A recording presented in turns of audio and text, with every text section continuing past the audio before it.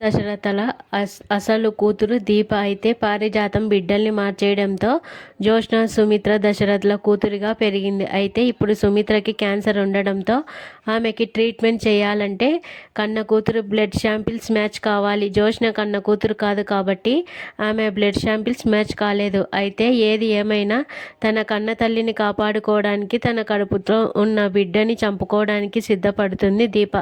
అందుకోసం కార్తిక్ని కూడా ఒప్పిస్తుంది. ఇక దీపే నిజమైన వారసురాలు అనే విషయం కార్తిక్తో పాటు దాస్కు మాత్రమే తెలుసు. అయితే సుమిత బ్లడ్ శాంపిల్స్ జ్యోత్స్నతో మ్యాచ్ కాకపోవడంతో తన భార్య ప్రాణాలు దక్కవని ఆశలు వదిలేసుకుంటాడు.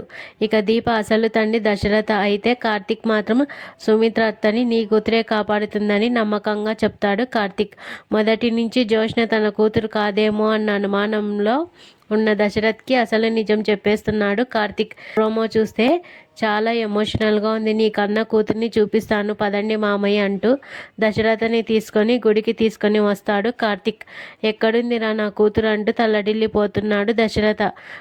జ్యోతుల మధ్య దీపంలా వెలిగిపోతున్న నీ కూతుర్ని చూడు మామయ్య అంటూ గుడిలో దీపాలు పెడుతున్న దీపని చూపిస్తాడు కార్తిక్.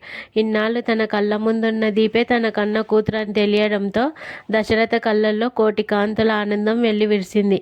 ఇక అవును మామయ్య దీపే నీ కూతురు అని నిజం చెప్పేస్తాడు కార్తిక్. ఇక దాసు కూడా సుమిత్ర వదిన దగ్గర నుంచి మా అమ్మ దూరం చేసిన బిడ్డ దీపే అన్నయ్య అని జరిగింది మొత్తం చెప్పేస్తాడు. నువ్వే తన తండ్రివని దీపక్ తెలుసు మామయ్య అని అంటాడు కార్తిక్. అనంతరం దీప దగ్గరకు వెళ్ళిన కార్తిక్ మీ నాన్నకి నువ్వే తన కన్న బిడ్డవని నిజం చెప్పేశాను దీప అంటాడు. దాంతో తండ్రిని పట్టుకొని ఏడుస్తుంది దీప. ఇక ఆ సీన్ మామూలుగా అయితే లేదు, గుండెల్ని పిండిందంతే. ఇక మొత్తానికి ప్రోమో అయితే మాటలు లేవు, మాట్లాడుకోవడాలు లేవు అనేట్టుగా ఉంది. ఇప్పుడు దీప తన కూతురే అని దశరథ్కి తెలియడం ఒక ఎత్తైతే సుమిత్ర ప్రాణాలకు కాపాడటం కోసం తన కడుపులో ఉన్న శిశువుని చంపుకోవడానికి సిద్ధపడుతుందనే నిజం దశరథ్కి తెలిస్తే పరిస్థితి ఏంటనేది ఉత్కంఠగా మారింది. దానికి దశరథ్ ఒప్పుకుంటాడా, ఎలాంటి నిర్ణయం తీసుకుంటాడో చూడాలి.